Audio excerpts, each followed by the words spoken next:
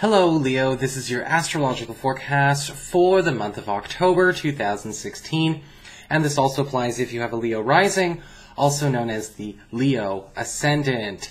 Now Leos, quick reminder for you guys, weekly horoscopes have changed, so they're now on a bi-weekly basis, and for those of you who prefer astrology, there's actually astrology integrated in there, but not just integrated in the way that you would think.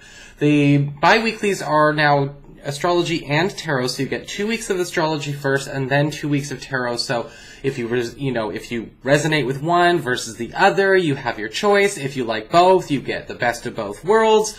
So if you want to check those out, you might want to check it out. Also, guys, remember, these horoscopes are going to be for, like, the monthly trends and seasons. So, you know, the astrology on the weeklies is going to be a little bit different, a little bit more on the day-to-day. And of course, if you'd like to ever get a more specific personal session with me, you can always follow the links below or go to my website, integrativemysticism.com. So, what is going on with October? Now, October is a lot more of a calm month, okay? August was extremely turbulent. The first 2 weeks of September were also very turbulent, and a lot of that was getting knocked off kilter by the Saturn-Neptune square. But we have relief, and that's not happening again for a long time, okay? So we're not going to have to deal with any more of that kind of energy for a while. That came and went September 10th, and, it was the last time they're going to be interacting that way. So we can all rest easy, with that there. And October itself kind of gives everyone a bit of a break. All right, a bit of a break. And with a lot of leftover energies from September, a lot of you Leo people are actually kind of in a place of grounding a lot more. And when I say grounding, I don't mean like not being spiritual, not being creative. I'm talking about grounding and keeping things under control, making things more deliberate, making things more intentional as opposed to reactive or accidental.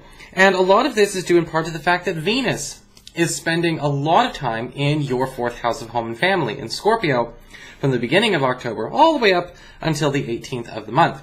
And with Venus in the 4th house, again, it's talking about setting up sanctuary. It's also talking about integration, more love and more harmony on the home sphere and the home space. There's a lot of energy towards the end of this month as well focusing on that, so we'll come back to the topic of why that's important. But with Venus's energy, you're going to be noticing a lot more opportunities to actually, kind of rekindle bonds or strengthen bonds with relatives or even with close friends who are essentially family from other bloodlines, especially if they've been kind of drifting in recent weeks and months. And this is all about pulling people back together in your life in the first couple of weeks of the month. This is also a great time for those of you who've been trying to maybe even consider, integrating home space and practical space with a romantic partner. And if you're looking for a new romantic partner, we're going to find people who are more inclined to be that way. Homebodies and things like that, sure, but also at the same time, people who want to kind of help build a castle with you. We've also got Mars in Capricorn, in your 6th house of work and reputation.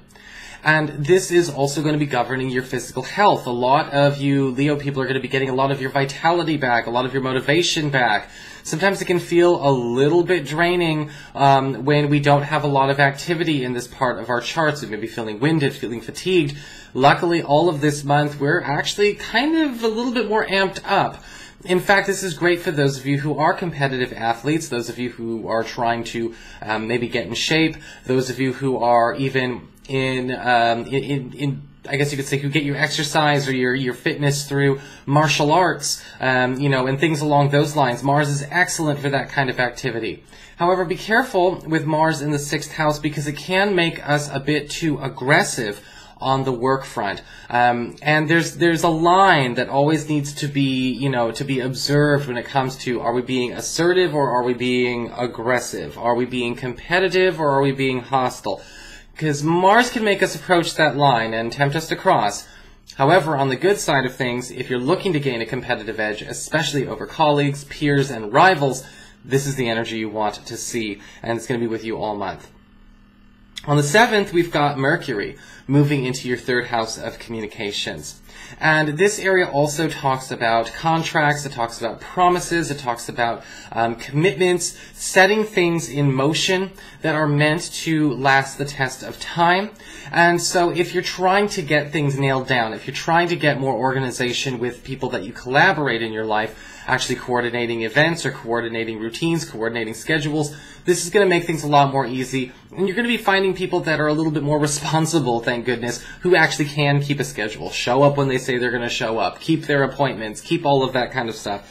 You know, because in September that seemed to be a bit of an issue where it's like people would kind of impulsively commit but then not show up. That was a big deal, especially at the time of making this video on the 7th of September. You know, between the 4th and the 9th of September, that you know, beginning area there, it's been kind of frustrating for a lot of folks, especially a lot of you Leo people, where it's almost like people just can't seem to lock it down. But with Mercury also being here, we're speeding up developments in some kind of communications exercise that you're in, whether it's your education, or maybe actually getting ahead in school, getting ahead in our training. This is an opportunity to actually boost your training and hopefully actually kind of, you know, enable you to actually find better opportunities, bigger and better opportunities that would require it. All of those things are going to be opening up for you. And that energy is going to be with you pretty much all month, from the 7th up to the 24th. On the 16th, we have a full moon in Aries, in your 9th house, and it's going to be in your 9th house of higher education, spiritual education, as well as any kind of involvements you have internationally, multiculturally, any government agencies or academic bodies, things along those lines. And a lot of you Leo people may actually be finding that it's time to start expanding your horizons this month. You know, maybe even closing, you know, doors in the past, you know, need to be opened up again, whether it's in your spiritual life, you know, kind of becoming more diverse in your spiritual language and your spiritual lexicon, you know, maybe actually becoming a bit more trained in the arts that you are studying, the arts that you enjoy. This is also a great time for those of you that are looking to make some kind of major shift, whether it's study abroad, work abroad, if you're looking for visas, if you're looking for, you know, travel permits, things along those lines. This is going to be an excellent full moon for you, as well as for wrapping up any kind of outstanding legal or academic business that you really do want to kind of end, or at least kind of close the book on. That's going to definitely be a big theme between the 16th and the 20th of the month. On the 18th, we have Venus moving into Sagittarius, your 5th house of love and romance. And this is definitely going to be a nice change of pace. We're getting a lot more romantic activity for the Leo people, especially for those of you that are trying to attract new potential partners. And from the 18th of the month all the way into November, you're going to be noticing you're holding a lot more people's attention. Venus here could also make things more affectionate with an existing partner. If you've been feeling like maybe we're not as romantic as we could be, where maybe there's not enough of the sweetness going on there, you know, Venus is really going to start bringing a little bit more of a balance to that for you. On the 22nd of the month, now we're hitting into the big 4th house theme, okay? Because we've got the Sun moving into Scorpio, into your 4th house of home and family, and we've got Mercury moving into the same place not 2 days after, on the 22nd. And what's going to happen is you're starting to understand the inner reflecting the outer world. You know, how do we make our home our castle, our sanctuary? Okay, when it seems like we are saturated in a certain kind of energy, you know, that energy is what's going to manifest our reality. You know, truth be told, it's kind of like how your thoughts don't really manifest your reality. The emotions and the energy that come from your emotions change your vibration and manifest your reality. Well, think about the energy that you surround yourself with in your home environment. Whether it's the home, whether it's the yard, whether it's the, you know, the neighborhood, whatever. Pay attention, because we're working on actually getting more out of that with the Sun and Mercury being here.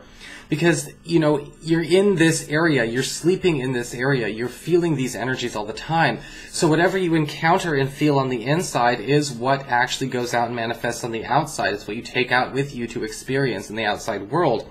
And so we're working on getting more out of it, you know, doing the improvements where we need to.